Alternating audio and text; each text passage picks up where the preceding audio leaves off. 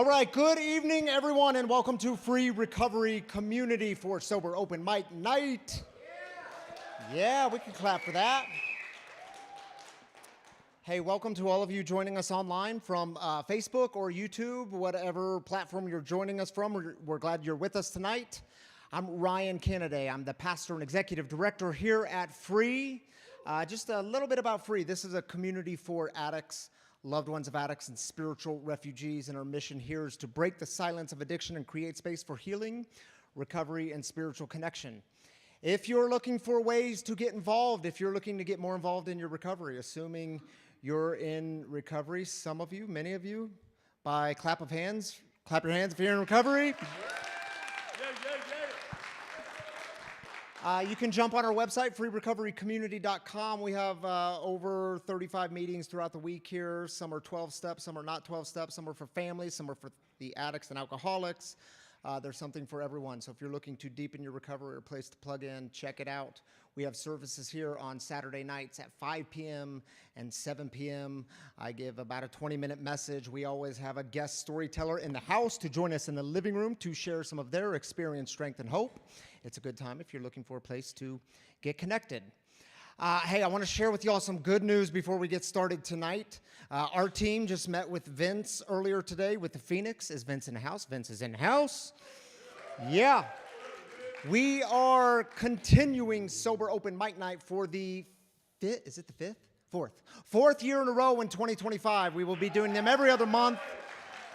So the fun is going to continue. And Vince is going to tell you some other things coming up, but let me just a few ground rules here. You have one job if you're not performing tonight, because in this community we have a tagline, and y'all, in fact, if you know the tagline, shout it out on the count of three, all four words. 1, 2, 3. We don't do shame in this community. We cheer for each other. We root for each other. So that means when a performer comes up, we get to root for them and cheer for them, not only as performers, but as people in recovery, as people doing something brave. That's what we get to do in this community. It's a hell of a thing we get to be a part of. Vince, you want to come up and say a few words about the Phoenix and a really cool event coming up?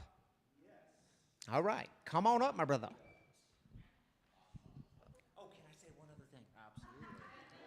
Can we hear it for Vince, who celebrated 8 years sober this week? Woo-woo! Thank you. Appreciate it, y'all. Yeah, 8 years. It was funny, actually. I hadn't realized it was my 8-year sobriety birthday until somebody had texted me that morning, which is kind of crazy because it's super special to me, but I have a 6-month-old son, and so just dates and days and stuff just all blends together. So, but yeah, thankful to be here. So my name is Vince Huseman. I'm the Community Engagement Manager at the Phoenix. So the Phoenix is a national sober active community. So sober active, it's that active piece. Doing things in sobriety, doing things with other people who are also choosing to do something more meaningful than going out and using substances. So that can be an open mic event, that can be a CrossFit class, a rock climbing event, a alcohol-free comedy event, you name it. Any way that we can bring people together in a sober environment, we do. All of our programming is free for anybody with at least 48 hours of sobriety. We have programming all over Denver metro area, Colorado Springs, Fort Collins, and every state across the U.S. So if you're interested in finding out more about all the other programming we have happening, download the Phoenix app. It'll show you the closest Phoenix event to you. If you're traveling, you can still get connected to a sober community and have fun. So I want to thank Free Recovery Community for this partnership, for this open mic. We've been producing it for a few years now. It's really grown into something special, and I'm thrilled that we're bringing it back next year. So I also want to thank our sponsors, Colorado Artists in Recovery and Hornbuckle Foundation. Without them, we couldn't have produced this open mic. Two amazing organizations doing great things in the community, so please stop by their tables to learn more. So for performers tonight, if you're performing, Hopefully you read the disclaimer in my Google form. If you did not, I'm going to reiterate. You have 6 minutes for your performance. At 5 minutes, you will get a flash from our wonderful AV team back here with the flashlight. That means you have a minute left. Once you get to 6 minutes, the lights will begin to dim. Only, I think it might be. I better hurry up. Only once in the history of the open mic has the microphone been cut, okay?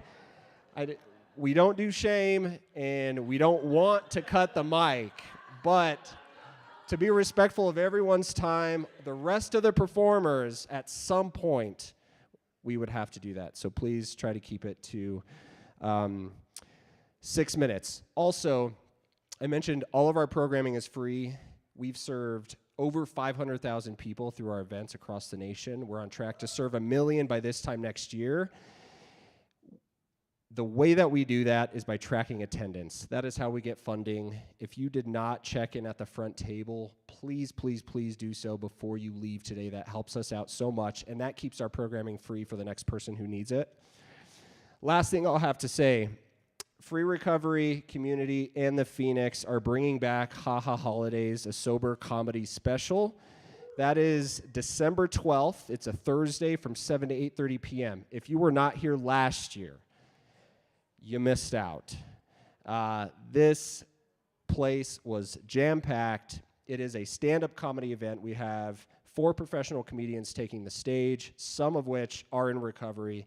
It's going to be an awesome show.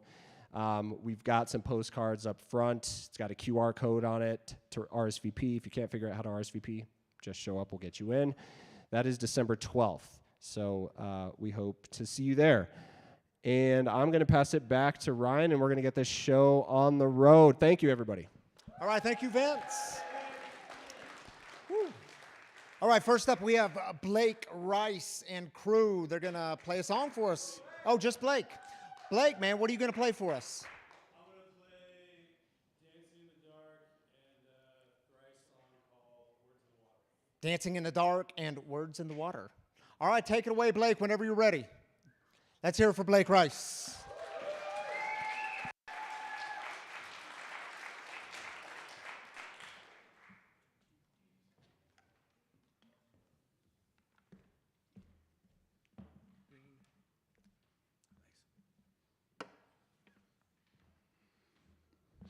How's everybody doing? Thanks for being here. I will try to make this 6 minutes long. Let's see here. Already not a good start. It's 6 minutes. All right.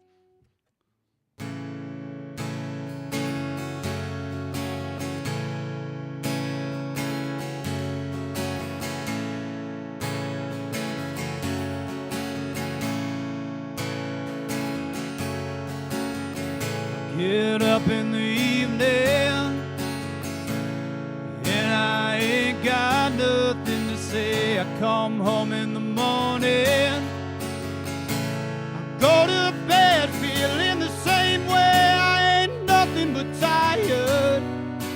Man, I'm just tired and bored with myself. Hey there, baby, I could use just a little help. Can't start a fire, can't start a fire without a spark. This gun's for hire, even if we're just dancing in the dark.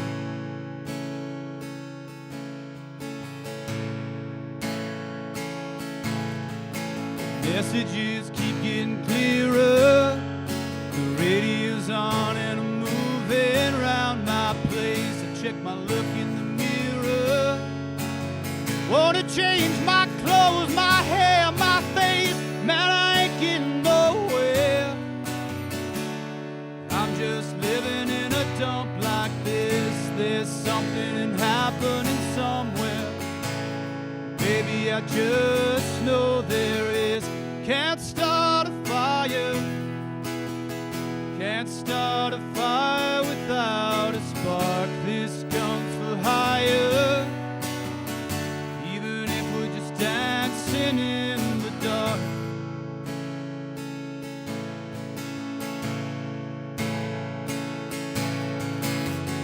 Sit around getting older. There's a joke here somewhere, and it's on me. I shake the world off my shoulders.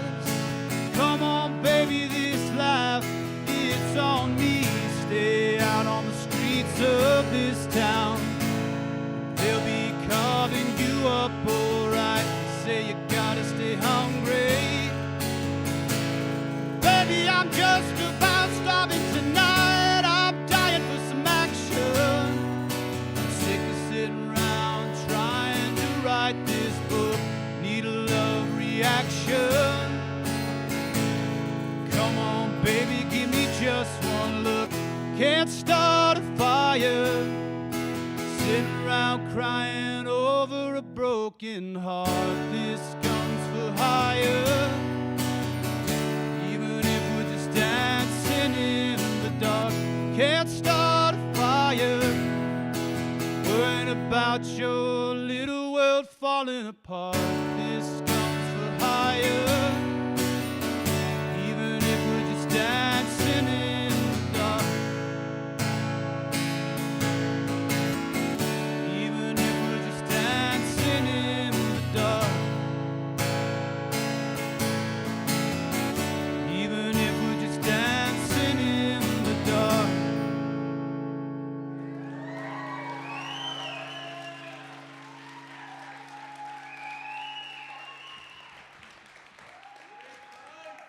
Thank you very much.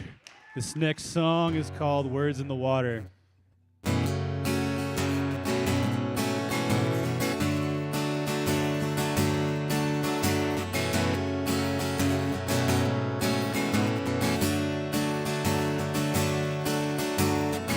Standing knee deep in cold water, swiftly moving somehow.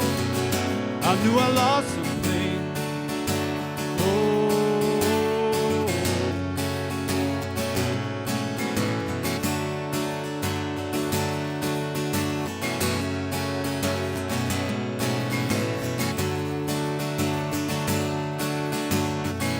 waiting, waist deep, I saw a book there in the river, waiting for me to find it there. I tried to read it, neck deep, treading water, the tide, it pulled me out to sea. Then with water in my eyes, the words begin to rise from their place. They were beautiful and dread. I reached for them and fed on each phrase. They were honey on my lips, and then a bitter twist in my side. Knew they'd lay me in my grave. Is there no one who can save me? I cried. Oh,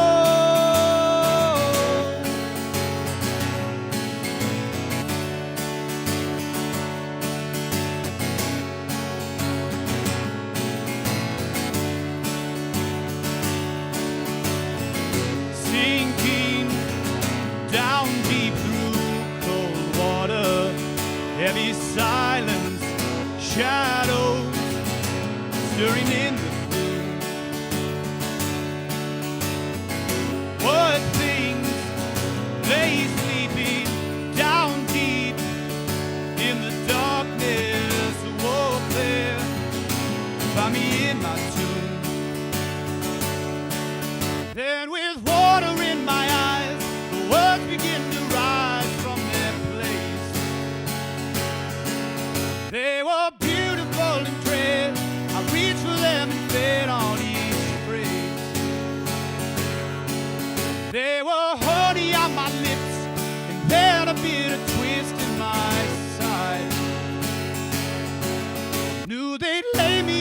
grave. Is there no one who can save me? I cried. Oh, and when I lost the hope to look, someone took that heavy book from my hands. And all this weight was set aside after they had satisfied its demands. I felt white and black reversed in the lifting of a curse from my heart. Then like one receiving sight, I beheld a brilliant light in the dark. Oh, oh, oh, oh.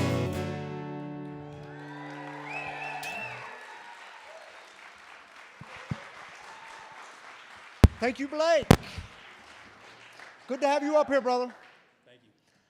All right, next up we have Just Us. They're going to come up and play a little ditty, and this is going to be fun. We know them. We've seen y'all before, and you always make it fun, so take it away. Thank you. All right, let's hear it for Just Us.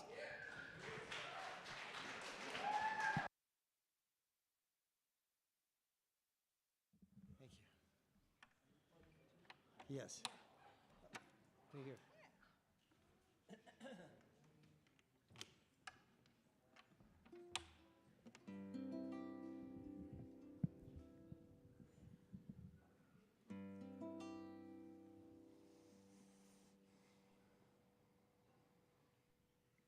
Boy, it's quiet all of a sudden. Boy, we love this place, and I love looking out at all of you. I think you guys are a lot smarter than I was. I didn't quit drinking until I was 60, and but better late than never. But I remember when I was still drinking and how I did not have a really good attitude. Right? Right. Right. Yeah, I just didn't know what was not very happy, and it took some time.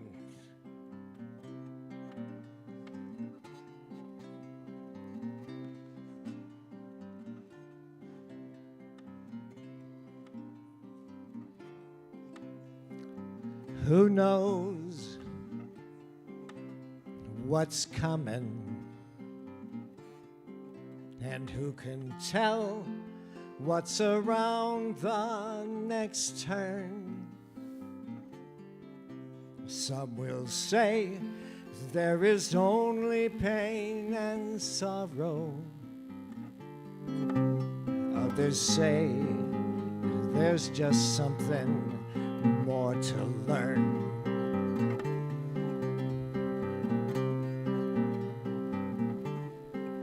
But is there more than sad tomorrows? Is there more than just whistling past our graves? As we face the uncertainty of each moment, can we be touched by the beauty and the wonder of chance? Can we move with that music and dance?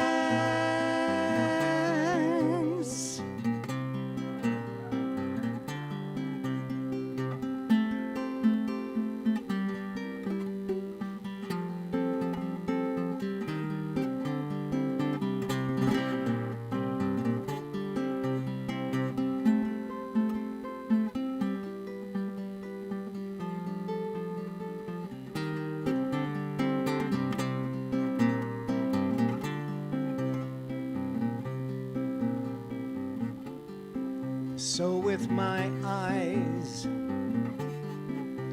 wide open, just like a child, I wear my heart out on my sleeve and try to Listen for the music that surrounds me, and be touched by the beauty and the wonder of chance. Try to move with that music and dance. Try to move with that music and dance.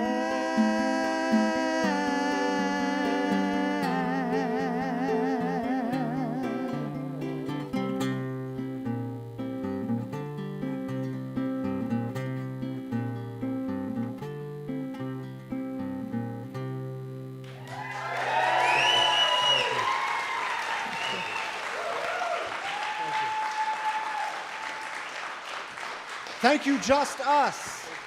And thank you for your sobriety. Better late than never. All right, y'all, next up we have, you know what we're going to do next? My friend and brother, Darren Valdez, is going to come up. Darren Valdez is the founder and executive director of Colorado Artists in Recovery. His office is here in this building, so we get to see Darren a lot, all through the week. A great presence to have in this community, doing great things. Tell us a little bit about what you do and who CARE is. Thank you. Thank you all for being here. This is incredible to see so many people tonight. Last week we had an elementary school. They're going to do their own open mic, and they're going to do it here free. So they're right across the street. So all these kids are coming around the building, and they're just like, "What's going on here? What's that?" And so they came to my office, and they saw the drums and the guitars, and they thought, "Wow, this is amazing. What do you do?" And I said, "Well, you know, adults sometimes, how do I explain this to children? Sometimes adults have trouble. They get so busy paying bills and doing it. And this little girl speaks up in front, and she goes, they forget how to have fun." And I had never heard it put so simply, right? And in recovery, you're going to discover you're going to work really hard, and you're going to start getting things back in your life. You're going to get relationships, family members, you're going to start rebuilding all these things that we gave away. But you're going to get to a point where you're like, what's next, right? Creativity, we've found, can be one of the most beautiful parts of your life, where you get to show the world who you truly are and how you see the world.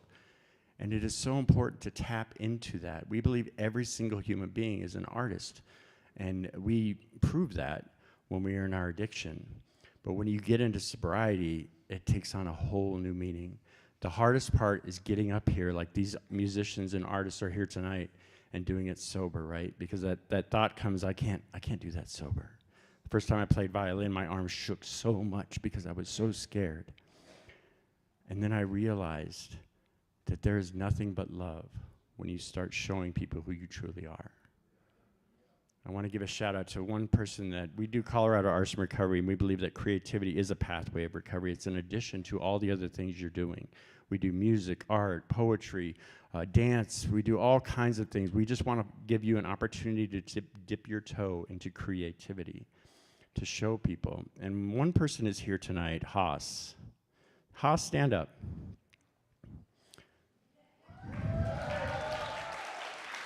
I didn't tell him I was going to call him out.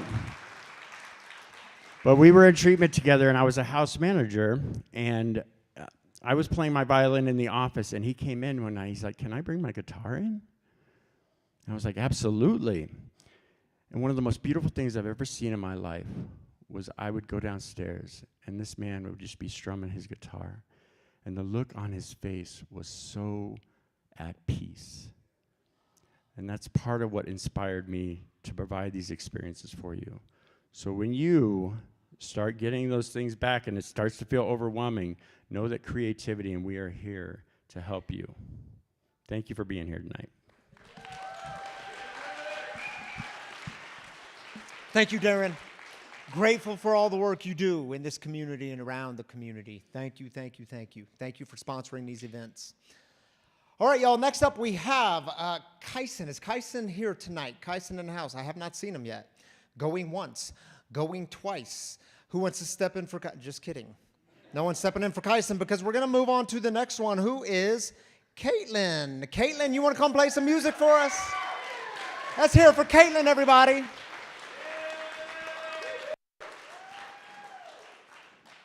guys. How's everybody doing tonight?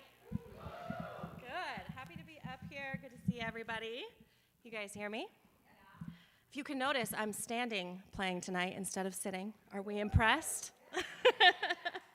Anyway, I've got a couple of covers for you guys tonight. I want to start with something. I actually played this song the very first time I played this open mic night, which was actually a year ago. This is my year anniversary of playing this open mic night. And this song is extra special to me because I actually started writing it and got the idea for it in my very first workshop with Colorado Artists in Recovery. And I am not saying it lightly when I say that signing up for that workshop and doing it changed my life and sparked something in me and reignited something in me. And this past year of my life has been so beautiful. So I just want to thank everybody for being here. I want to thank CARE. I want to thank Free, everybody, Phoenix. So this is called You Left Me.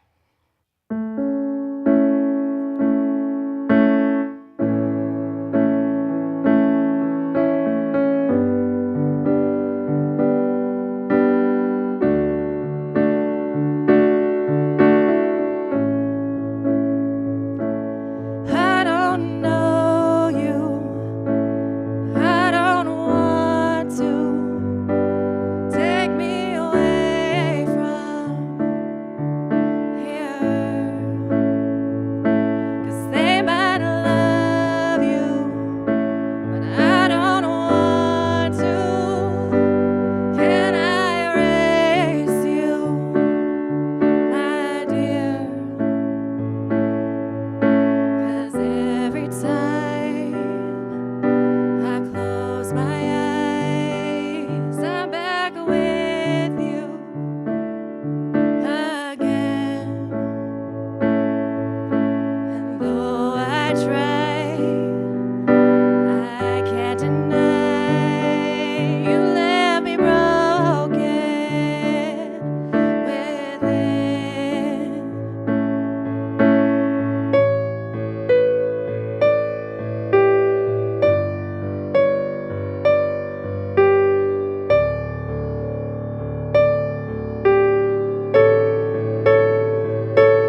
I couldn't know this, I couldn't see it, would never have believed it, my friend. So sometimes I hate me because I blame me for your discretions and your sins. But every time I close my eyes, I'm back with you again. And though I try, I can't deny you left me broken within.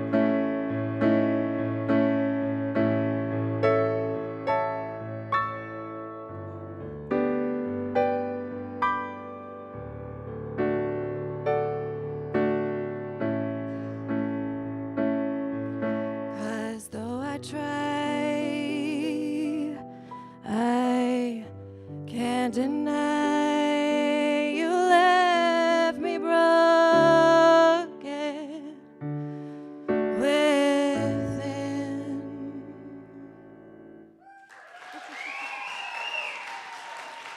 Thank you. I've got one more for you. This one is called I Cried. It's about letting go of things that you weren't really ready to let go of, but kind of have to.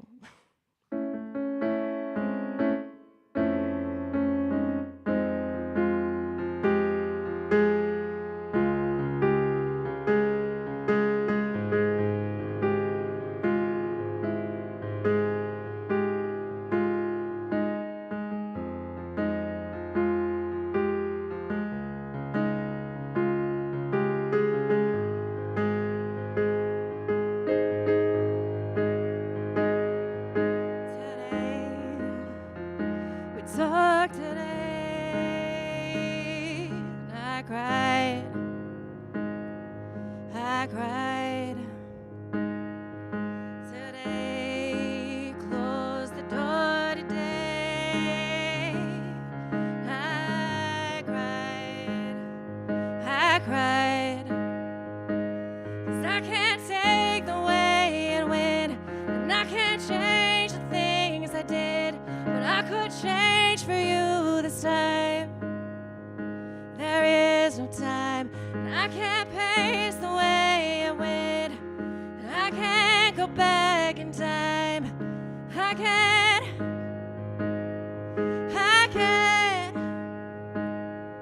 So today, we talk today, and I cried. I cried.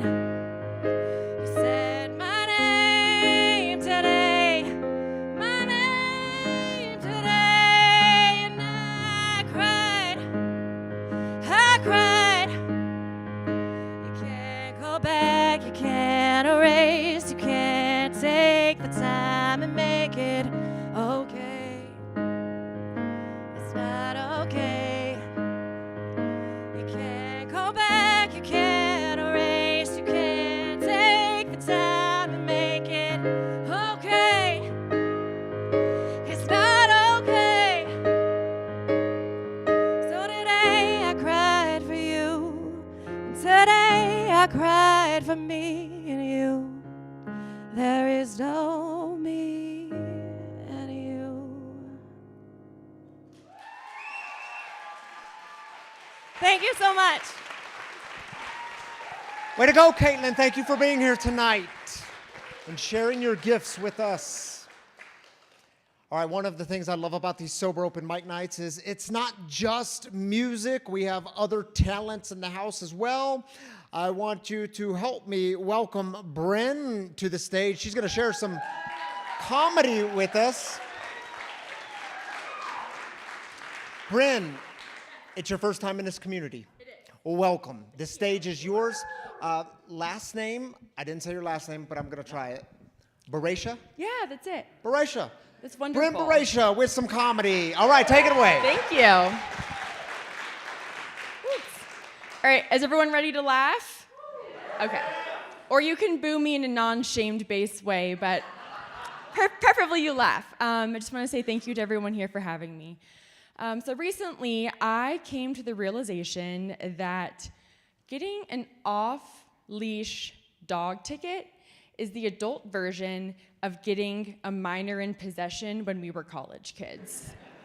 You know, I was walking my dog on her leash, I'm a rule follower, at the park the other day, and they're going crazy on cracking down on these off-leash dog violations.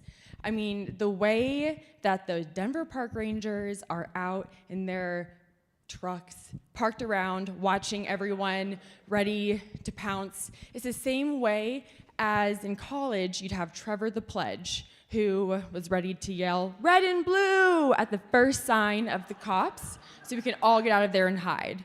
Now you have the newest dog owner with their whatever doodle mix ready to yell, "Green and brown," at the first sign of the park ranger. It's like the park is your college's frat house that had all those parties. And then the park ranger's jobs is made so easy for them when the dogs, oblivious, run up to them, the ball in their mouth, like, "Let's toss it, let's play." And you're like, "No, get the fuck back over here." It's just like the sorority girl who, as soon as the cops walk into the party, walks out like, "Who wants a shot? It's my 18th birthday. Shots for everyone." Job's done for them. Then you also have the dogs who somehow they're trained well enough, their owner is able to put their leash on right away. And they're like walking around like, "Who are these untrained mutts? I'm so much better than them. You can't cite me for this." They're just like the of-age partygoers who weren't gonna get in trouble for being a minor, but just flushed their little baggie of cocaine down the toilet or just swallowed it to avoid getting another ticket. Then the last group of dogs are the dogs who are just lazing around. They're like, "Yes, I'm on my doggy CBD. It's legal here. I know my rights. Don't bother me." So I'm here because I'm sober. Woo! I stopped drinking because I was drinking too much and it was ruining my life. But unlike most people, I wasn't in denial for the longest time. I knew I had a problem. I mean, I've been doing step 1 for years. I just had to make it here. But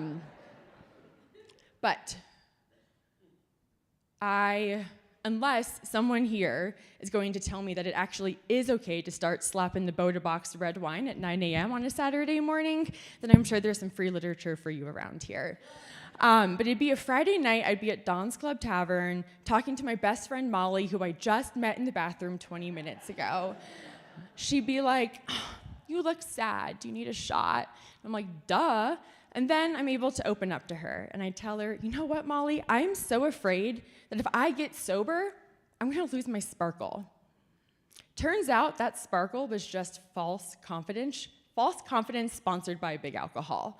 What I thought was flirting was me just immediately yelling at men, calling them names like Jolly Green Jizzface if they were tall. I thought I was a great conversationalist because who wouldn't want to hear every gory detail of everything I just learned on the internet that day? Specifically, radiation poisoning and how you die in a silo. I thought that these looks of horror were actually looks of interest. And then, of course, who also wouldn't want to hear my very detailed suicide plan? The last is alcohol gave me the hubris of a Greek god, or a Greek demigod. It'd whisper in my ear, you're so good at your job, your boss sucks. He misled you about your promotion, you should go up and slap him in the face in front of all of your coworkers at a conference. So I did. Definitely HR approved. But the funny thing is, I didn't lose my job. The hubris worked. But on the other hand, I guess it sucks that you realized your job didn't care enough about you to let you hit rock bottom. So anyway, I hit my rock bottom. I'm here, I'm sober. That's all I have. Thank you.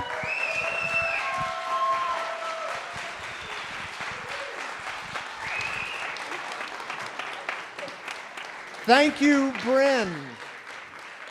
A little comedy in the house. And I think we're all grateful that you're sober. Yeah. All right. Brody. No, not Brody yet. Brody, just take a seat for a moment, wherever Brody is. I want to invite up the Hornbuckle crew. I think all the Hornbuckles are here tonight. We have Sarah and Michael Hornbuckle that are going to take the stage, and Bella. And I think before they sing, and what a treat it is to always get to hear Miss Sarah sing, tell us a little bit about the Hornbuckle Foundation and the work you do in the community, the lives that are impacted, and anything else you want to say. Awesome. Well, hi, everybody. It's great to see a full house tonight. I love it, love it. This is the final Sober Mike Night of the year. That we have sponsored. So we started in January, and what was so cool is that I got to bring my daughter here, but I just found out tonight that this is not a family-friendly event, apparently, because of all the curse words and the addict behavior. But my daughter grew up in a sober house, so she hears this all the time. So I was really shocked when I was like, I'm gonna check her in, and he's like, no, she's a minor, she can't be here. I'm like, oh. So I'm grateful for what this Sober Mike Night has done for my relationship with my daughter and being able to play in the arts and creativity, because music does save lives. Poetry saves lives. I'm super excited that Stone is back here tonight and just get to be a part of it. I know I'm supposed to talk about my foundation, but here's the deal. I have a table right here, and I have 2 models standing right next to it. Yes, we do sober living scholarships for people that are coming out of rehab, and we pair that with recovery coaching to help people rebuild their lives. That's the gist of it. Love what we get to do. I love seeing sober people. We love helping people getting their lives back. I also have a grief support group on Tuesday nights. Grief is a huge root cause of addiction. So if you're still suffering, come to my grief group. You can also join on Zoom. But we are in Littleton, a little bit out south, but we're here all the time, so get some stuff. We got a schedule over here with all the information, and I think we are ready, and I'm done talking. Thank you for having us. This is Bella, my mini-me. Yeah, she is 14 and fabulous. an amazing singer. And then this is my husband, the better half of me, Michael Hornbuckle, who started the Hornbuckle Foundation. And he is an incredible guitar player. All right. Hi. Can you get me a mic stand? Or is there one? Man, I'm done talking. Bob. I know. Bobby like came sat and he's like, "Are you paying attention to the time limit?" I said, "Yes, I'm talking fast."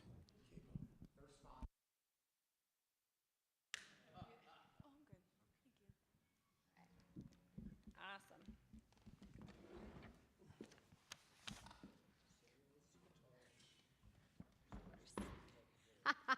You're so fast. Here, hold that. We're going to do a front porch first. Okay.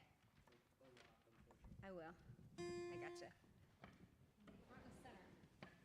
So my guitar has the pickup in it. I guess it picks up the cell tower that's right above us. And we couldn't figure out what was going on the first 3-4 times I played here. I was like, I swear it's a good guitar. It's just so great that I pick up cell towers.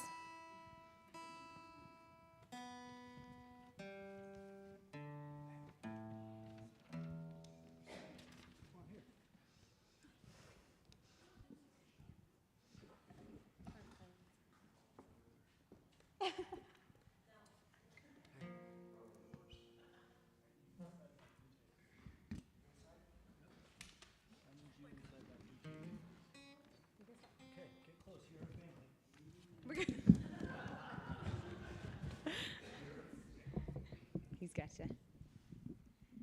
You got his guitar?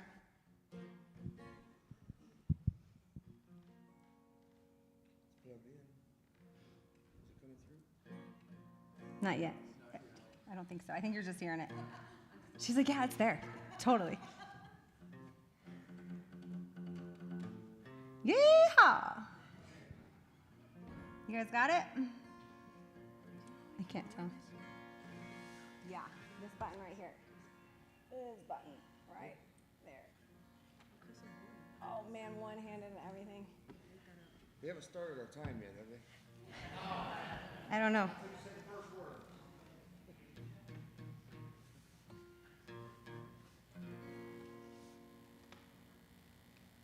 It's gonna work.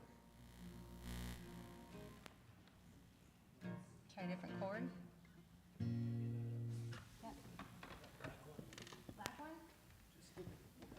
They're all yellow. Black box.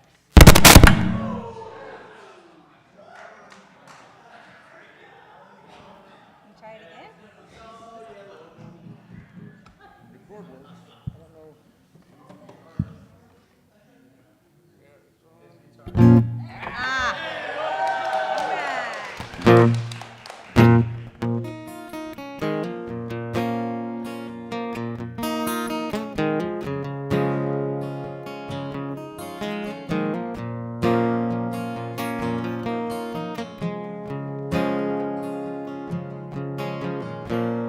There are no wrong roads, and no window stays closed. Love is always sad when it fades. The glass is better stained than erased.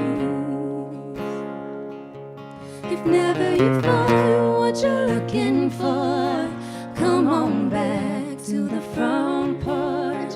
Say my name through the screen door. Come on back to the front porch. Whatever you've done, it doesn't matter. 'Cause darling, we're all a little splintered and battered, but the light is on. What you waiting for? Come on back. Come on back to the front porch.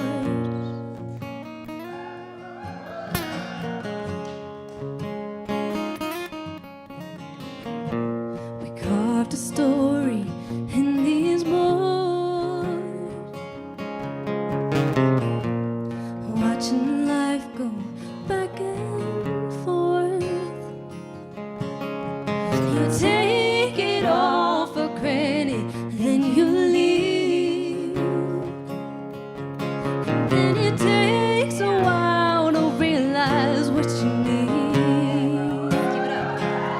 If never you find what you're looking for, come on back to the front porch. Say my name through the screen door. Come on back to the front porch. Whatever you've done, it doesn't matter. 'Cause darling, we're all a little splintered and battered, but the light is on. What you waiting for? Come on back, come on back.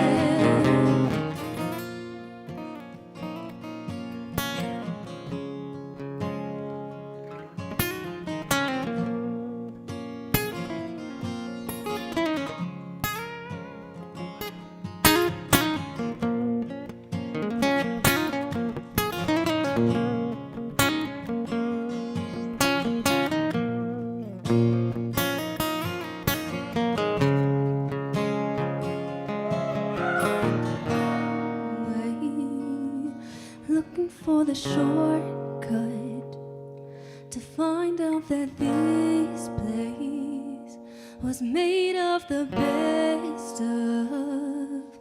If never you find what you're looking for, come on back to the front porch. Say my name through the screen door. Come on back to the front porch. Whatever you've done, it doesn't matter. 'Cause darling, we're all a little splintered and battered, but the light is on. What you waiting for? Come on back, come on back, oh come on back, come on back to the front porch.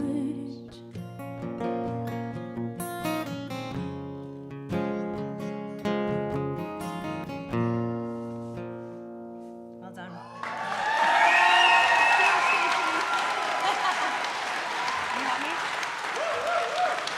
So, how many of you were here in January at her first one? Yeah.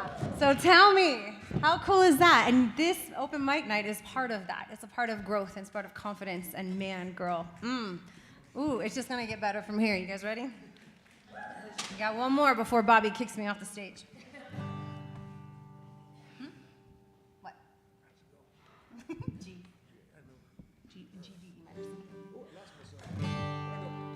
Oh, we need him. Did we lose you again? We have a guitar situation at Free. All right, I'll start. Hopefully you can catch up. Made a wrong turn once or twice. Dug my way out on fire. Bad decisions, that's alright. Welcome to my silly life. Mistreated, this place misunderstood. No way, it's all good. It didn't slow me down.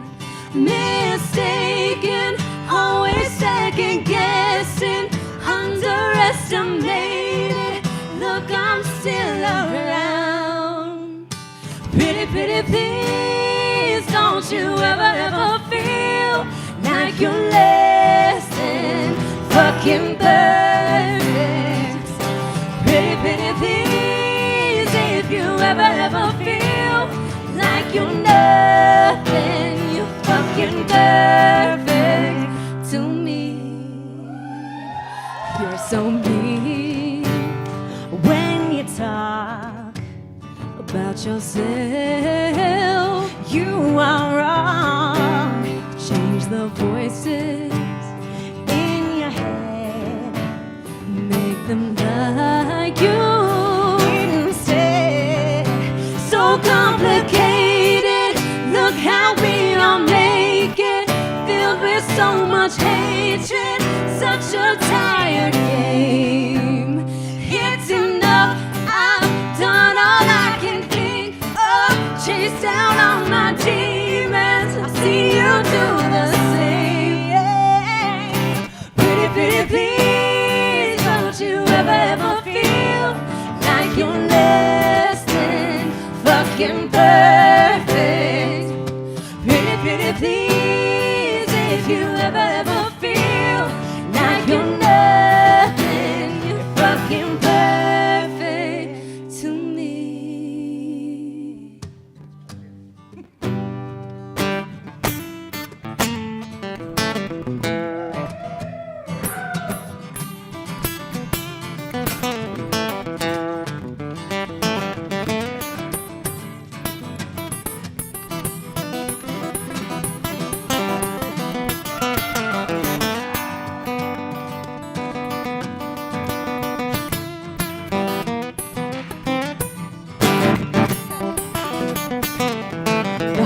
world's scared, so I swallow the fear. The only thing I should be drinking is an ice road beer. It's a cooling light, and we try. But we try too hard, it's a waste of my time. I'm done looking for the critics, cause they're everywhere. They don't like my jeans, they don't get my hair. Exchange ourselves, and we do it all the time. Why do we do that? Why do I do that? Why do I do that?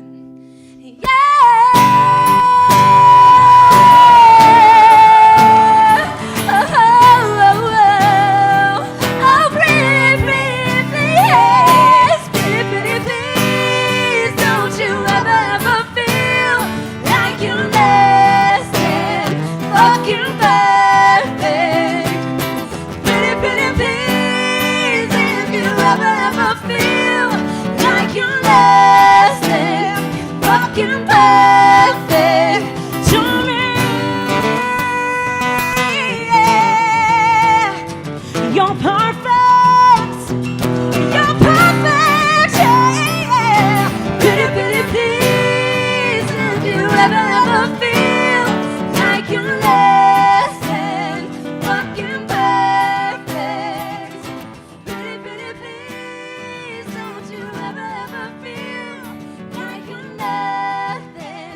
You're fucking perfect to me.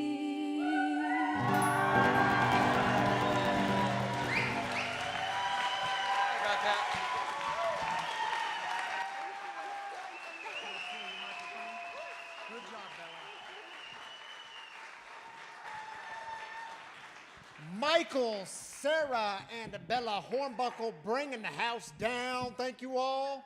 Should I use this mic, Bobby? Let me trade you. Man, that's a family with some talent. Whew. All right, here's what we're going to do. We're going to have one more performance, then we're going to take a 6-minute intermission. We're going to keep things short and brief because we have many more performances to come. And next up, we're going to bring some more comedy. Where's Joe Huseman? There he is. Come on up here, Joe. Many of you know Joe with Second Chance Comedy. He's done comedy here before. We had Second Chance Comedy. When was that? Was that in what month? September. Another packed house here. And you're the founder of Second Chance Comedy, right? That's Joe. All right, man. Make us laugh. All right, it's all yours, I'll buddy. give it a shot. I don't know how I'm supposed to follow this last act, though. That's fucking amazing. I'm sorry. And also, I feel, like I actually accomplished something here that nobody has. I am the one that Vince was talking about that got his mic cut, so happy to be setting standards and breaking records. That's always my thing. So something about me, I get told a lot that I have an addictive personality, which is really just a nice way of saying that a lot of the shit that I enjoy doing is self-destructive. Like I used to be a drug addict. I know, I look like somebody that drives a PT Cruiser. The convertible version. I look like I go to PTA meetings to try to bully them into serving 2% instead of whole milk. I look like I have HOA mandates memorized. And I can spot a non-compliant paint job from a mile away. You said you were going to paint that lemon zest. It's clearly Dandelion Wish. It's a whole different color. But yeah, for most of my 20s, I was addicted to crack. And if you don't know, smoking crack is basically smoking cocaine. In the 70s, they called it freebasing. In the 80s, they called it crack. So I fell for the rebranding. But come on, if they wanted it to fail, they should have just called it New Coke. Fortunately, I never got into that Crystal Pepsi, though, because that shit'll mess you up. I did that joke at a show a while back, and this old guy came up to me afterwards. He's like, Coke and freebase are not, or crack and freebase are not the same thing. I'm like, oh, he's a purist. And what a weird flex, right? Like, when I was your age, we used to risk burning our face off to get high, unlike you wimps today. But when I got off drugs, I got a job at a tech company. and that was a tough transition for me. You know, I struggled a lot with some of the corporate lingo they would use. Say things in meetings like circle back. Like, is that when I drive around the block so I don't look suspicious in front of the dealer's house? Or that's baked in. Is that when I'm too high to go outside? One time my boss said to me, he said, Joe, I'm going to need you to check in with our key vendors and make sure we have an adequate supply of quality product in the pipe to keep up with the high demand.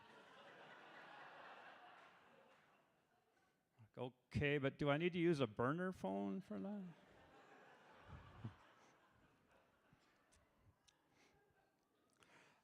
Something else I struggled with in the corporate world was some of this, the corporate icebreakers they would do. You know, the little get-to-know-you things like 2 truths and a lie. Because I wouldn't know what to say when it was my turn. You know, it'd come back to me and I'm like, well, let's see, I've got 3 DWIs.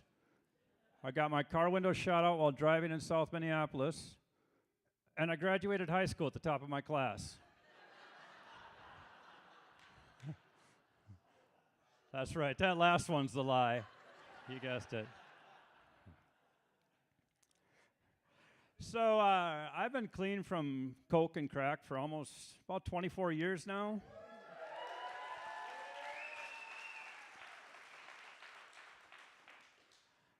And when I was doing drugs, when I got off drugs, I had been doing drugs so long that I actually thought drugs were the problem. So I put my addiction on a shelf and never really looked back. You know, I started following the script, what we were supposed to do in life. It took me 20 more years to realize that I still had a problem. I just wasn't abusing substances to get over it. So I'm in therapy now.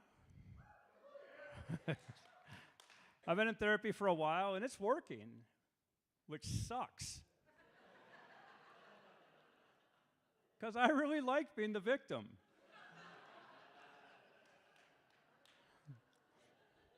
I'm sorry I'm late getting that project done, but I've got trauma. It's not my fault. I didn't even know what accountability was until my therapist screwed everything up for me. I used to be able to just blame everything on my messed up childhood. Now I actually have to deal with shit. It's exhausting. I started going to therapy because I had validation issues, like a lot of people. And I've done a lot of work on this, and I think it's about time that my therapist recognizes me for it.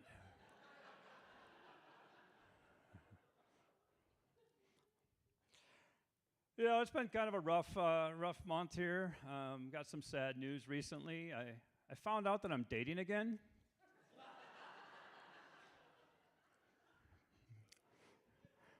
Yeah, I was in a situationship for a while, which is an exclusive romantic arrangement with no structure or commitment where you're both racing to find someone better.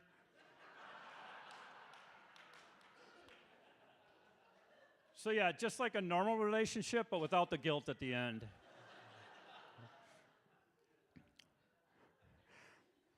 I'm starting to think that I'm bad at dating, though. And I think a lot of it has to do with I tend to project things from the past on people I meet in the future. You know, like the other day, this woman called me up and she said, hey, is Jeff there? I'm like, oh, I'm sorry, you've got the wrong number. And who the fuck is Jeff?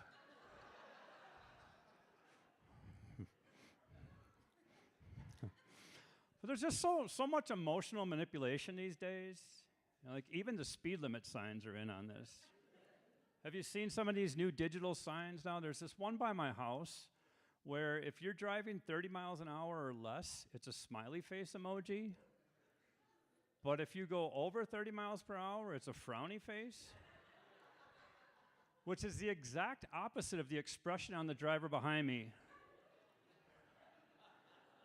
I mean, should I care more about hurting the feelings of this sign or a full-on road rage situation I could get into there, you know?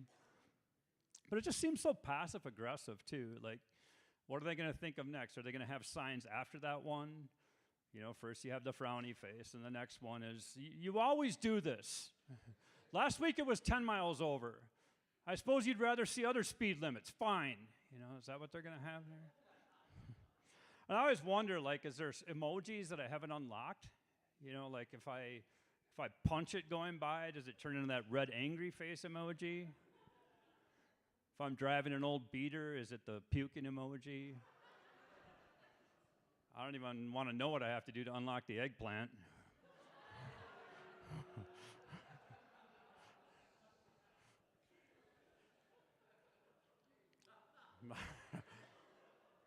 I've always been bad at seeing signs, though, anyway. I think if they really want it to be effective, they need one of my exes to be standing there with the blowhorn yelling at me, because that's the only thing I respond to. So, anyway, I'm going to leave it at that. I do run Second Chance Comedy. We have shows all over Denver. Check out our website, secondchancecomedy.com. We have one coming up at the John Hand Theater in Denver on the 24th. Secondchancecomedy.com. Come check us out. So, thank you so much. All right, thank you, Joe. Good having you here, brother. All right, everyone, you have 6 minutes to go get a latte and a muffin because the cafe is still open. And please do, if you have not registered at the table, at the Phoenix table, please register. Helps them with their funding. See you in 6 minutes.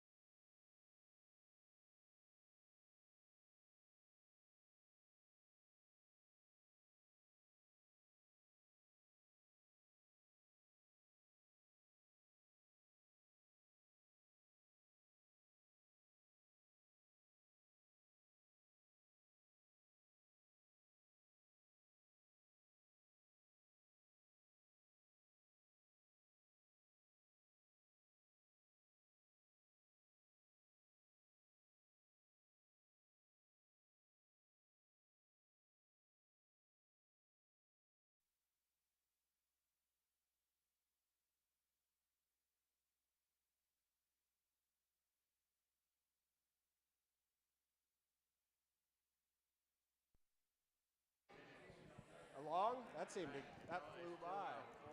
Oh, right, you're right. Check, check. Okay. We are back. 6 minutes. Keeping it rolling. We've got several performers to get through. I want to be respectful of everyone's time, get you out of here on time, and let's keep this thing going. So I will be your host for the rest of the evening. Ryan did an amazing job. It is my turn to take over. Next up to perform, we have Brody.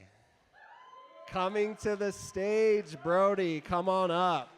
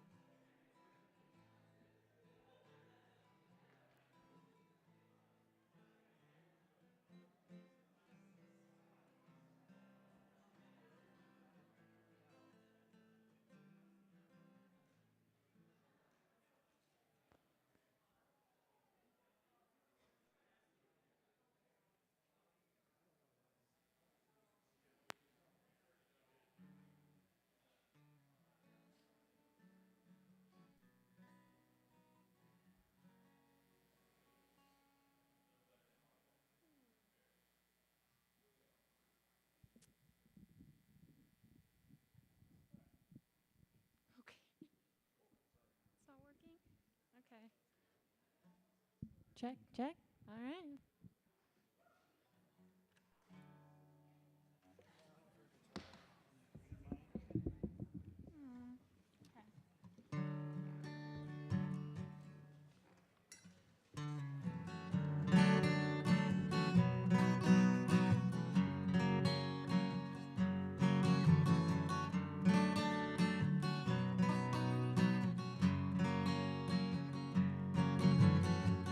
Pretty much left all my things behind.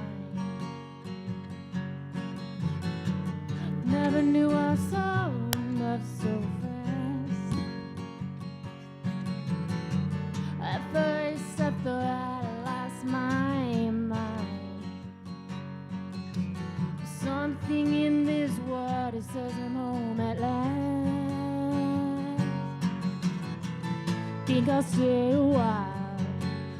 Pour me more tequila and I'm going out of style. Ride, ride, ride. Higher and higher, rise like the tide. Take a lesson from me. What have I got to prove? Nothing, this school coins free. What have I got to lose?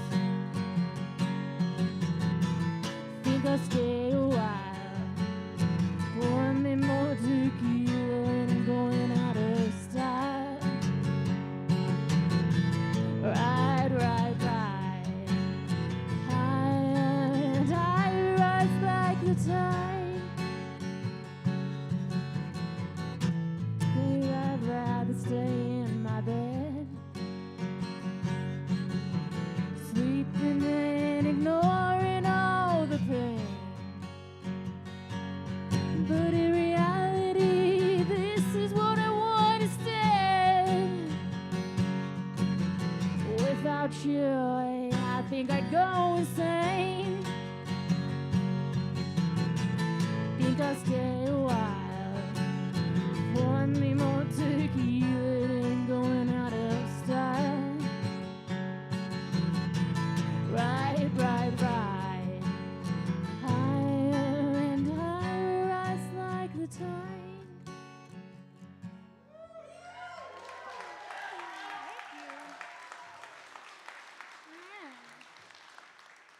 Got one more original for you.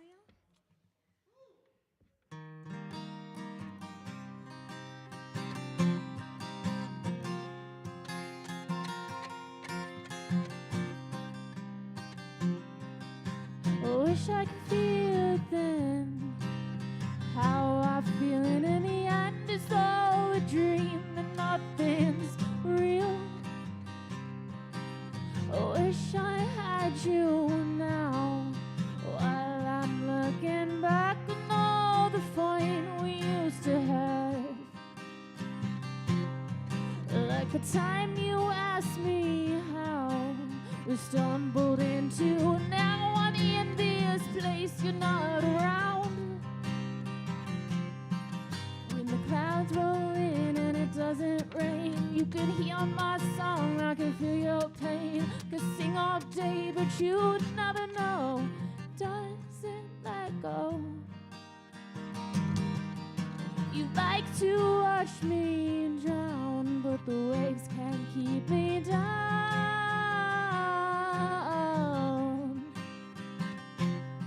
I'm a motherfucking boss. Does it get my point? Across the line, I'm taking back what's mine. When the clouds roll in and it doesn't rain, you can hear my song, I can feel your pain. I would sing all day, but you'd never know. Doesn't let go. Why did this ever happen? Why did it come to an end? Is there a reason behind it? Will my heart ever mend? When the clouds roll in and it doesn't rain, you can hear my song, I can feel your pain. I sing all day, but you'd never know. Doesn't let go.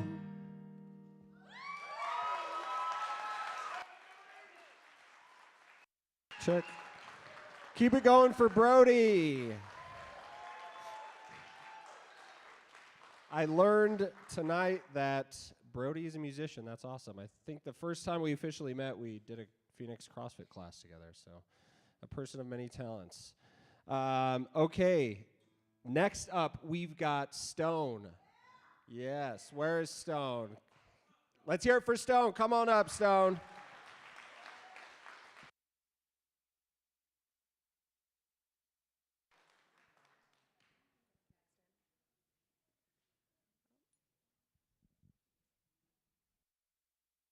Hello. My name is Stone. I do poetry. I am a competitive slam poet. In case you don't know what slam poetry is, it is a competitive form of poetry because we decided, we decided that poets were not sad enough already. And so we decided to start pitting them against each other in cage matches. So if you have any questions about slam poetry, I would love to talk about it. I literally never shut up about it. I also, as of 2 or 3 weeks ago, own a literary magazine. So you guys have any interest in being published, you can check it out at Retrograde Review. We're gonna be accepting submissions next week. But yeah, that's my spiel. We're gonna do some poems, and then I'm going to leave. And I will not be faded out, because that's apparently now my greatest fear. I didn't know that. I didn't know that before tonight, but I do now. But anyway, some poems. My friends invited me to go see a movie tomorrow night, and I have to decline because I have a date. And it is a hot date, too. I have my highest heels picked out, some lingerie, too. Not to be too uncouth, I am trying to get railed. Degraded, Scrooged, stuffed, whatever you want to call it, because it is a date with my depression, and my depression fucks me every day already, so I might as well start dressing up for the occasion. We're doing it in bed, in the shower, on the couch, and on the counter when my depression feels real freaky sometimes, at work, at my parents' house, and one very special occasion, Thomas Jefferson's house when I went there on vacation. And I try to keep up with my depression sex drive to the best of my abilities, but honestly, my depression has the sex drive of a rabbit that just got struck by a bolt of lightning that just did a line of cocaine in a gas station bathroom. And I want to make it extremely clear here that the bolt of lightning did the cocaine, not the rabbit. Rabbits don't do cocaine. That would be ridiculous.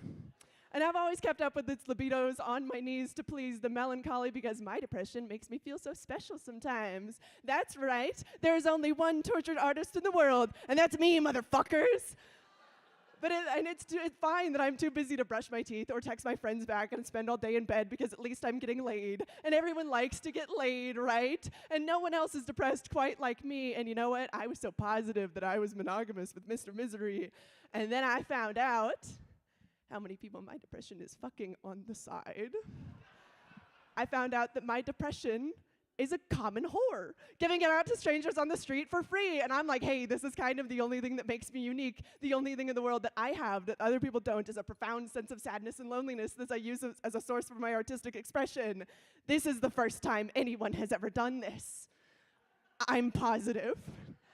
And you're gonna tell me that now 1 in 5 Americans struggle with my depression? That means statistically, some of you guys have seen my depression naked, and that's kind of fucked up. And it turns out that so many of us are on SSRIs, and all of us are fucking, and none of us are coming, and dude, I don't mean to slut shame, but my depression is getting around. I don't know if I should have put a content warning on this. If my depression is getting around, you mean that I'm not the only person in this room that used to feel numb all the time, who then used substances to fill a void in my life caused by a chemical imbalance in my brain that was brought on by trauma from childhood, and then I get on stage and make light of it in order to cope? You mean that's not just me? You mean I have to have some goddamn self-respect and get off of my knees? Because as much as depression says that it cares about me, it doesn't. I do. And if I can't, the people who actually love me, and not the ones who sleep around behind my back, will. So I'm gonna cancel date night. I'm gonna go see some movies tomorrow with my friends. That's the first poem. That's the end of the first poem. Scene. We're not gonna be happy the whole time. That would be disingenuous too. Poetry, absolutely not. So we're gonna be a little bit sad. And then I'm gonna leave. Not leave like the room, just leave the stage. Mentally, I'll be gone. Okay, anyway.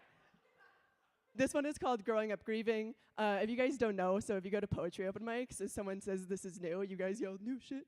So I'm gonna say new shit, and then you guys are gonna yell it back. Are we cool? Can we do this? Okay. Okay, I got up here. New shit. Wow, you guys are good at that. Okay, anyway. At 9, I don't know what grief looks like. I know that family reunions get a little sad sometimes, but also Uncle Jim never shuts up about socialism, so the vibes are just kind of off in general. I don't really understand the black and white photos on the fireplace full of people that I've never met. At 10, I don't really know what grief looks like. I know that my dad cried really hard at the end of How to Train Your Dragon 2 when Hiccup's dad dies. Spoiler alert in case you haven't seen a movie that came out over a decade ago. Sitting in the dark theater, popcorn in hand, I catch glimpses of melancholic crystals in the corners of his eyes. But I'm 10 years old, I'm ADHD, and I am deeply unmedicated, so I forget to ask. At 12, I meet grief for the first time. Our family dog, Penny, dies suddenly overnight. It's unexpected, and it's urgent, and grief barges into our happy family life, circles in the living room pacing. I do not get a chance to say goodbye. When we get a new dog, I make sure to always hug her before we go to sleep, so this is what I know grief to be. Lingering goodbyes.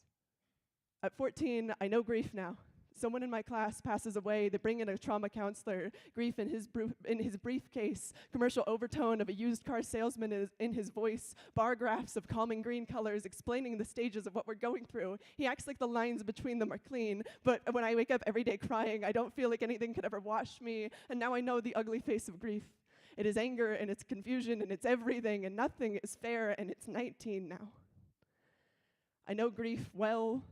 By now, old age took my grandparents, overdoses took my friends. Grief is a merry-go-round of GoFundMe's for funeral expenses, and grief is staying in bed all day. I am staying in bed all day. When I see grief and expressions on my face and reflections, I break mirrors. I'm being faded out, so I'm going to cut the poem short. Anyway, I break mirrors. And at 25, I've deleted every detection of grief and memory, avoiding anything that could potentially re-trigger me. I go to poetry shows, not expecting to meet grief in dimly lit rooms of joy, but there it is, sitting, snapping, and nodding, and sometimes laughing, and this is not the grief I grew up with, surely. And someone tells me you never actually meet grief, you only see it as wind in trees, and I've only ever known the version of grief to knock me off my feet. I never knew it could be a gentle breeze, and I'm 26 now. And I do not know what grief looks like. But sometimes when I'm lucky, it feels a lot like love. Thank you. Keep it going for Stone. She has single-handedly made me a poetry fan. Stone, thank you for being here. All right, let's keep it rolling. Next up, we've got some comedy. Katie Vogel up to the stage. Please welcome Katie to the stage.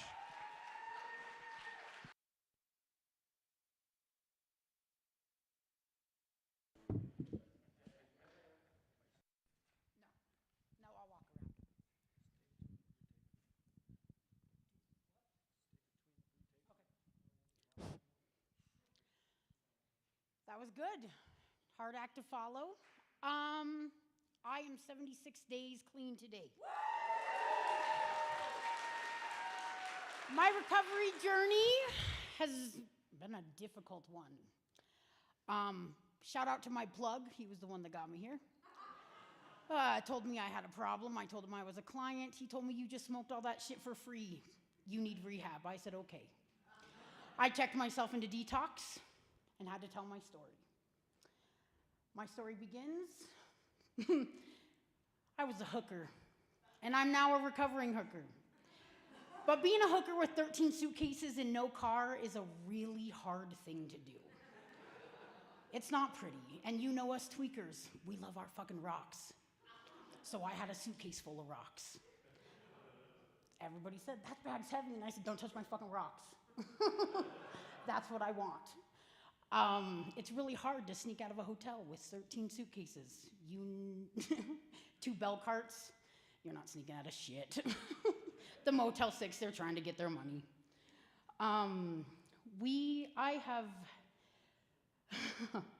I've done a lot of different things over my drug use, so a lot of things we're probably all ashamed of, right? We've all been down that path. And it's funny, because you look at it and you think, man, I had a bucket list. Check that hooker shit right off there. Check, I don't need no more luggage for Christmas. Thanks, Mom and Dad. And then you start this recovery shit, and you think, yep, I'm gonna start a podcast with my crazy-ass fucking friends who are also in recovery. And we're gonna call it Recovery Chaos, and we're gonna drink coffee and talk about this shit. So that's what I did today. I took my friends to a church. We sat in the middle of a church and we created Recovery Chaos. Love that shit. It has been different as an addict integrating back into this real world. They expect a lot out of you. They expect you to do a lot of shit. All while going to meetings and listening to that NA bullshit, right? No, it's not bullshit. That's where all my guidelines and my rules are. I found all of that there, you know, all that shit they say to you. This too shall pass. Trust the process. It does work. Not as quickly as I want it to. It's definitely not as quickly as I want it to. But you go on it, you get to work, you get a new job, you create these friendships and these businesses, and they tell you weird shit at work, like be on time. You gotta wear fucking pants. Fuck COVID. I didn't have to be anywhere for 88 days. Fuck my pants, I'll be late. That's what happens when you're a tweaker. It's different. It's different coming back into the world after using drugs. We don't expect the rules to be followed. We want everybody to cater to us. act differently. I see people standing at the water cooler and I think everybody's talking about me. And I'm like, oh great, I forgot my pants. We are in these communities and we begin to make friends and realize, oh, I wasn't as fucked up as they were. I don't have that bad of a story. I was just a hooker. It's cool. And when you start every story with, when I was a hooker, it becomes the punchline of everything you do. It is great. I did a lot of crazy shit as a hooker. I found out that men are fucking weird. Fucking weird. Women were nasty, we're bitches. Men, you fucking are weird. And anybody that gets into an Uber and says, can you explain to me what a hooker is? No, they're on the internet scrolling what an escort is. Hooker, escort, they've all done it. It's funny. I grew up in the 90s, so hooker is a real word. Prostitutes do shit for anything. Hookers, they're always late. Escort, it's the same thing. You're just leaving the money on the side table. Just don't touch the money. That's how that works. I found out that a lot of these girls this is the oldest industry in the world, is being a hooker. It's gonna go on now, it's gonna go on in the future. I wanted to know the rules. And there are rules, there are definitely rules. So I hear these girls say all the time, well, you can't, he might be a cop. I'm like, really, did you ask him? Because he's not gonna lie to you, right?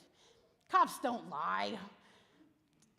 No, he's not. He's not a cop, I swear. Well, when he's taking you out in handcuffs because he wasn't a cop when you lied to him, it becomes something different. You then get to watch your parents be sad for watching you walk across the news at 9 o'clock for sex work, which is not great.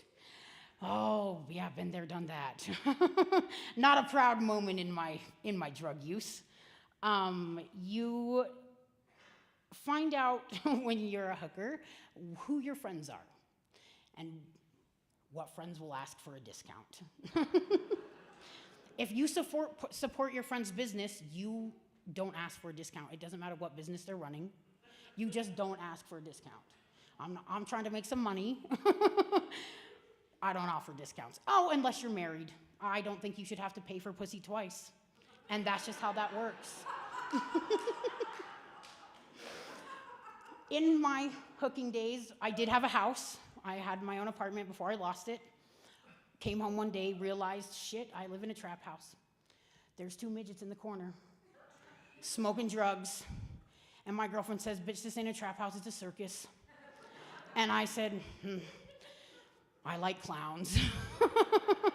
And I walked away. Left my apartment, left the midgets in the corner, decided that I had a bigger and brighter future through this. With this and this story, I have gotten 76 days clean. I have done my dream of being on stage. I get to be a recovering hooker now. And I get to teach these lessons to all the other girls that want to check that off their bucket list. My name is Katie. Thank you very much.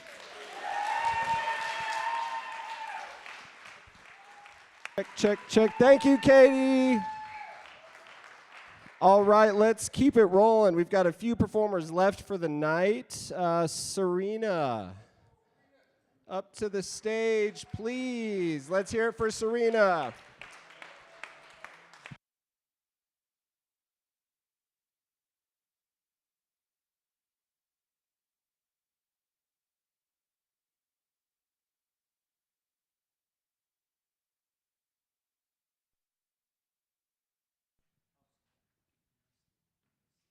Hi guys, how is everyone? I'm playing tonight with my boyfriend Kit, and it's our first time performing together, so. I usually sing sad songs, but he wants me to sing happy songs, because life is good now.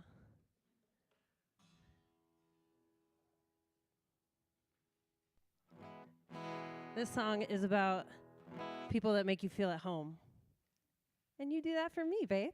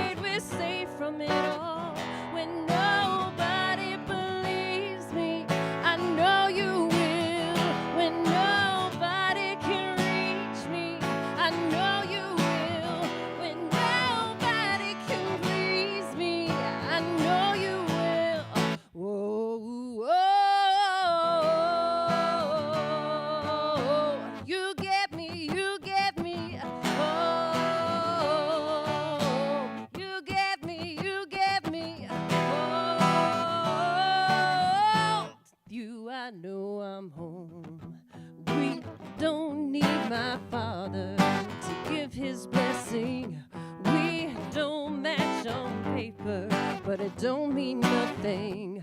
When all my walls came down, you pulled me through it. When there's a gun at me, you pick the bullet. When nobody can reach me, I know you will. When nobody can please me, I know you will. When nobody can reach me, I know you will. Whoa, whoa, whoa. You get me, you get me. Oh, you get me, you get me. Oh, with you I know I'm home. I'm crazy, I get mean, but baby, you adore me. Cut me down, I'm living, my soldier right by my side. My fire, you feed it, give it to me when I need it. I'm all yours, so take me. Oh God, this love's amazing.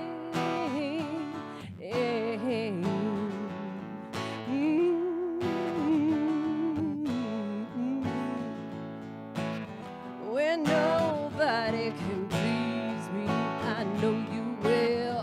When nobody can reach me, I know you will. When nobody can please me, I know you will. Oh, oh, you get me, you get me. Oh, you get me, you get me. Oh, with you I know I'm home.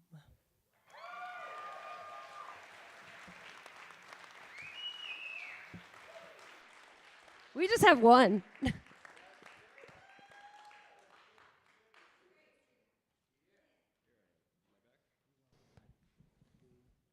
Check, check. There I am.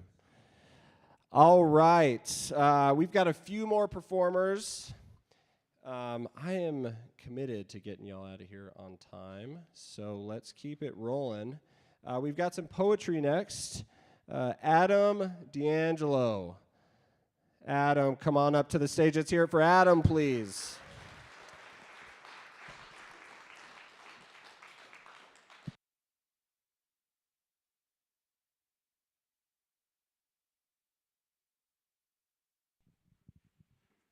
Hello. He said poetry. I'm really singing. I just don't have any instrumentals. So I wrote these songs in my recovery, but it's just a reflection of my addiction. All right. I keep on running, but I can't hide from this sickness that's inside. Consume most of my pride. Man, it's eating me alive. Almost lost all that I have. What's left is in this bag. And my memories have turned to enemies. I just want my inner peace. But the love deceased, beauty turned me to a beast. Ate me up and spit me out like I was a treat. Didn't even care that I was lying on the street. Never in my life have I ever felt so weak. While women are an addiction, these drugs are my prescription. Heart is broke, now I'm snorting coke, sorting through my feelings, trying to cope. Slowly I'm dying and I'm giving up hope, but this buzz always keeps me afloat. But this buzz always keeps me afloat. But this buzz always keeps me afloat. Crying out for help, I can't control myself. Hit below the belt, now I'm on the bottom shelf. Time keeps on a-ticking, blurry lines all in my vision. Slowly I'm slipping, the same time that I'm sipping. It creeps slow, then it attacks. Now I'm derailed off the tracks. Started bright, but it faded to black. Stabbed myself in my own back. While women are an addiction, these drugs are my prescription. Heart is broke, now I'm snorting coke, sorting through my feelings, trying to cope. Slowly I'm dying and I'm giving up hope, but this buzz always keeps me afloat. But this buzz always keeps me afloat.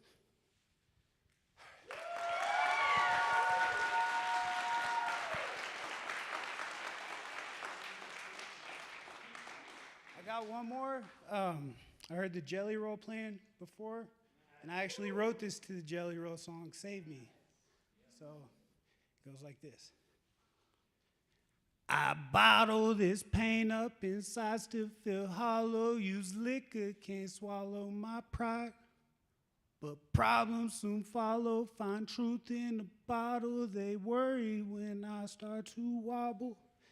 From angel to demon, when life has no meaning, I fear that my faith is retreating. Fill my body with drugs just to budge, can't get love now that they see me fiending. I'm in now love. Love wasn't crafted for me. I'm at war, I've been drafted, the devil's attacking, a victim of my vanity. I'm in now law. Love wasn't crafted for me. I'm at war, I've been drafted, the devil's attacking, a victim of my vanity. I keep drinking and smoking, just hoping I find the love that I let flee. I'm ripping what's left of my heart open, just trying to make sure that you see it's not you 'cause you're perfect. I'm useless, I'm worthless, you're something that money can't purchase. I'm anxious, I'm nervous, my feelings don't surface. I'm trying to do you a service, but I'm in now love. Love wasn't crafted for me. I'm at war, I've been drafted, the devil's attacking, a victim of my vanity. Thank you, guys.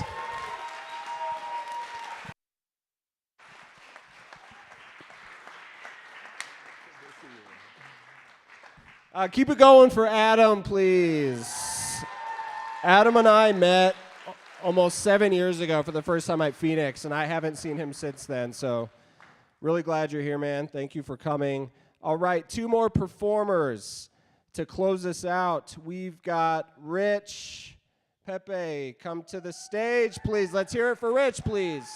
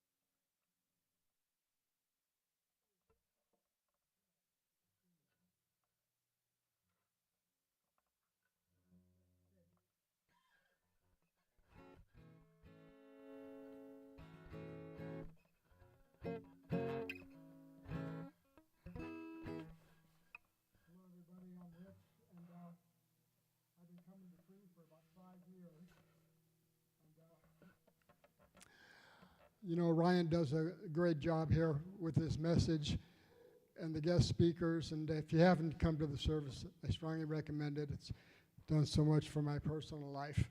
But my issue with Ryan is that, hey buddy, I'm 78 years old, and he always plays great music as part of his message also. But I have never heard of any of these artists until Pearl Jam last week. So I'm going to play a couple of soft songs after all this rocking we've done tonight. But I just want to convince him that there is some good old music that might have a message also. I don't know if you've ever heard of Chris Christopherson. He died recently. And he was down in Nashville and went to a church service. And I guess this preacher really inspired him. The preacher asked the congregation, if anybody has guilt, please come up to the altar. And this is when Chris got the inspiration to write this song. And if you're familiar with the 12 steps, I counted about 3 or 4 steps that were in this song. And if you heard it before, forgive me, but I hope that some of you young folks haven't heard it and they get something out of it. So.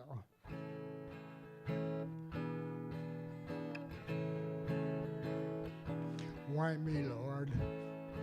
What have I ever done to deserve even one of the pleasures I've known?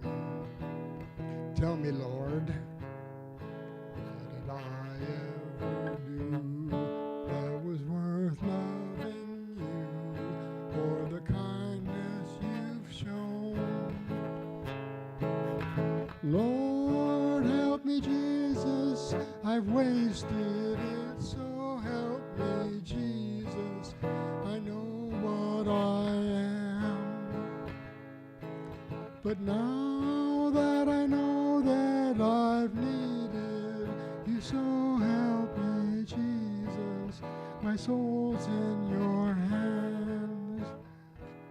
Try me, Lord, if you think there's a way I can try to repay all I've taken from you. Maybe, Lord, I can show someone else what I've been through myself on my way back to you. Lord, help me, Jesus, I've wasted it, so help me, Jesus, I know what I am. But now that I know that I've needed you, so help me, Jesus, my soul's in your hand. Jesus, my soul's in your hand.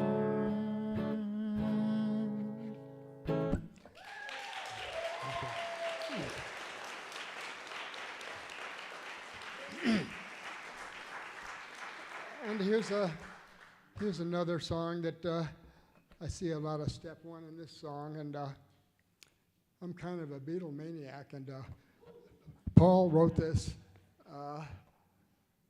Paul lost his mother when he was 14, and I guess a little bit later in his life, she came back to him in a dream, and she left him this message. So.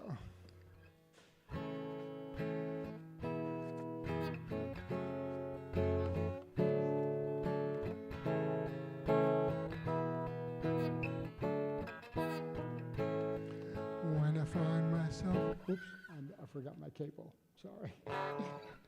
I can't get that high.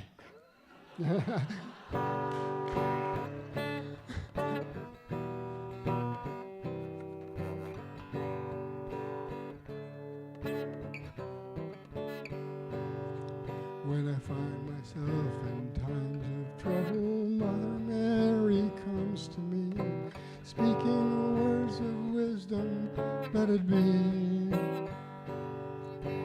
In my hour of darkness, she is standing right in front of me, speaking words of wisdom, let it be.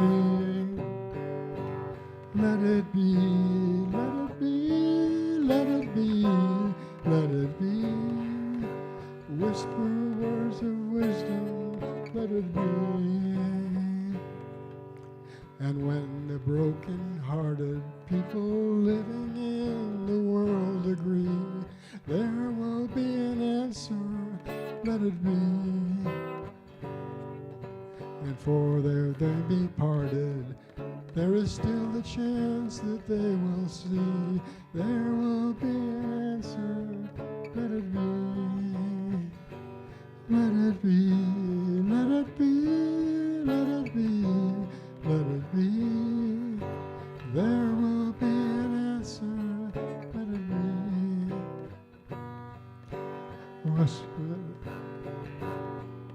And when the night is cloudy, there is still a light that shines on me. Shine until tomorrow, let it be. I wake up to the sound of music, Mother Mary comes close to me, speaking words of wisdom. Let it be, let it be, let it be, let it be, let it be. Speaking words of wisdom. Let it be.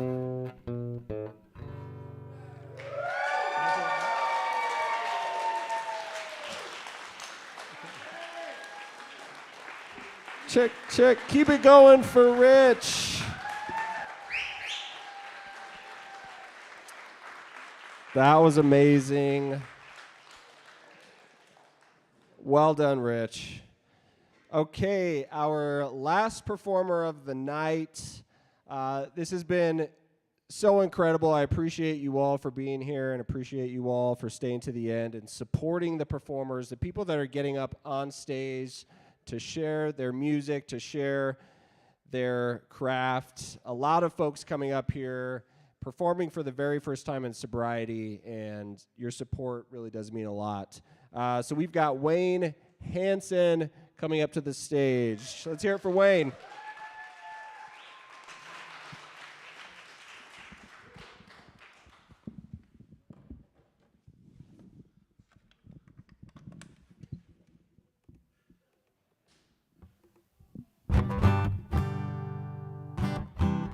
I liked all that Nashville talk.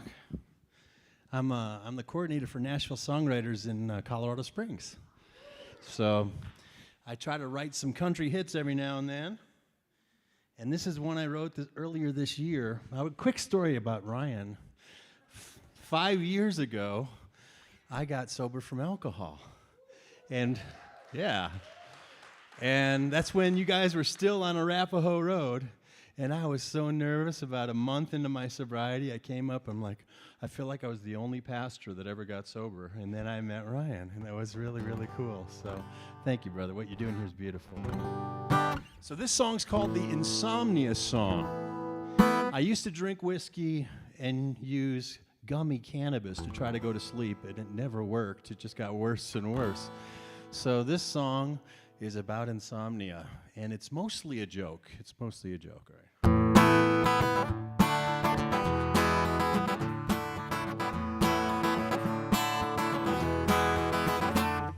Sat up straight in bed last night, couldn't really tell you what's wrong. Took apart the coffee maker, sat down to write this song. The house is dark and she's not here, wonder what's going on. The house is clean but I'm a mess. Happens every time she's gone. And she's gone, gone, gone, gone, gone. Just when I think I'm right, I'm wrong. They say do the work in front of you, take care of the obvious. Don't know how to do all that, so I'm stuck with this insomnia.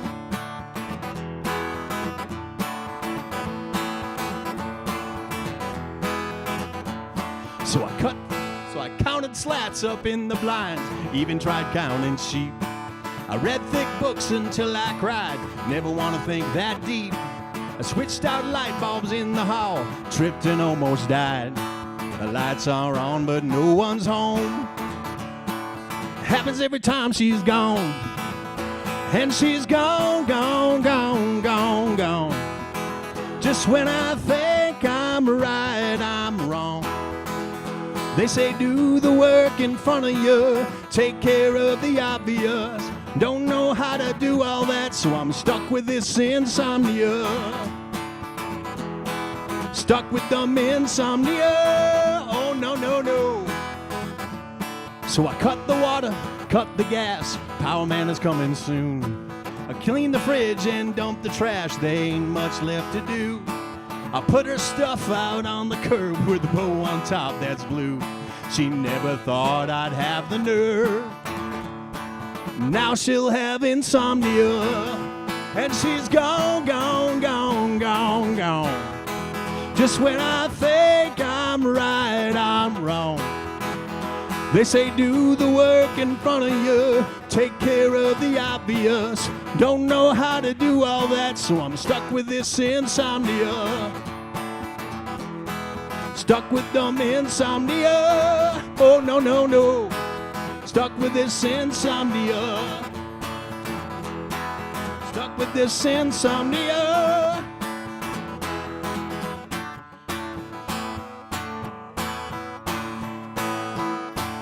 All right, so next time you can't sleep, look up that song. Oh, thank you. I tell you one thing I've learned in sobriety is I can't do it for anybody else. I try to do it for my daughter, try to do it for my wife. I even tried to do it for God. And I failed every time. I realized I had to get sober for me. I had to do it for myself. And so this is a song I wrote for my daughter. You'll figure out what her name is.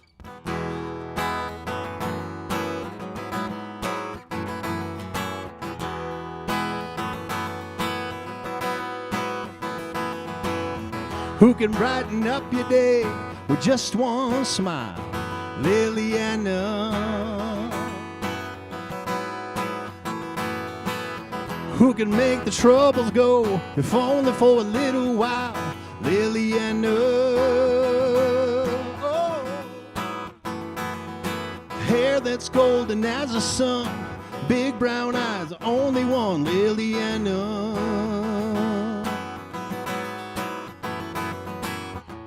Like a flower that's blown in the wind, she'll make your gray skies blue. Need a hand, she'll pitch right in. She'll always be your friend, and you love to hold her hand. Liliana. Liliana. No matter where she is, she fits right in. Liliana. Leaving home, coming back, going out or coming in. Liliana. You've been gone too long, no matter how long, my love will never end. But Liliana. Like a flower that's blown in the wind, she'll make your gray skies blue. Need a hand, she'll pitch right in.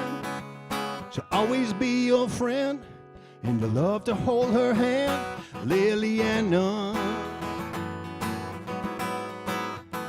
Liliana. Oh, yeah. Liliana. Liliana. Now get this. Never going back to cold Montana. Never going back to Texarkana. Never going back to Alabama. Not without my Liliana. I hate those winds in Santa Ana. Snows too much in Indiana.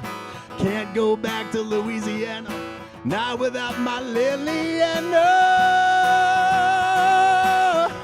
Like a flower that's blown in the wind, she'll make your gray skies blue.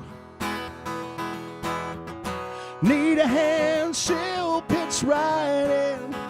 She'll always be your friend, and you'll love to hold her hand. Liliana. You know the rest. Liliana. Oh, oh, oh, you sound good. Liliana. Liliana. Oh, oh, oh. Never going back to cold Montana. Never going back to Texarkana. Can't go back to Louisiana. Not without my Liliana. Oh, yeah. Check. Keep it going for Wayne, everybody. Made the trip up from Castle Rock. Wayne, thank you for coming up. We're going to be back here on December 12th for Ha Ha Holidays, a sober comedy special. I recommend you RSVP for it. It's on the Phoenix app or the website. This place hits capacity. For additional folks, we're live streaming it in the cafe. We had about 60 people in the cafe watching it live stream. There's about 200 seats in here. If you want to come, yes, there are postcards I'll be handing out at the front. It's got a QR code on it that'll take you right to the event to RSVP. If you're interested in coming, I suggest you do that.